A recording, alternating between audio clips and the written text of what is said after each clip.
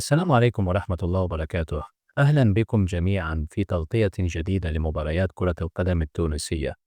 نحن على موعد مع أحداث الجولة العشرين من الرابطة المحترفة الأولى، والتي تحمل لنا مواجهات قوية وحاسمة.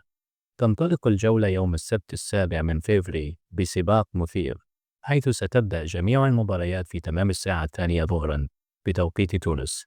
المباراة الأولى تجمع بين القناوية وشبيبة القيروان، القمة المرتقبة وديربي الساحل بين ليتوال والاتحاد المنستيري. الأولمبي الباجي يستضيف مستقبل سليمان. وفي مواجهة قوية أخرى يلتقي الترجي الجرجيسي مع مستقبل قابس. ويرجى ملاحظة أن مباراة الترجي الرياضي واستاد التونسي قد تم تأجيلها. تستمر الإثارة يوم الأحد 8 فبراير مع 3 مواجهات هامة، وأيضا في تمام الساعة 2 ظهرا كلاسيكو مرتقب يجمع بين السي اس اس والنادي الافريقي، وهي مباراة ينتظرها الجميع. السي اي بي يواجه اتحاد بمكردان.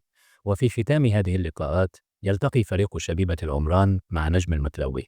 كانت هذه هي مواعيد ومباريات الجولة العشرين. أخبرونا في التعليقات عن توقعاتكم لنتائج هذه المباريات، وخاصة قمة السي اس اس والإفريقي. في النهاية لا تنسوا الإعجاب بالفيديو والاشتراك في القناة ليصلكم كل جديد عن الكرة التونسية والعربية. شكرا لكم على المتابعة.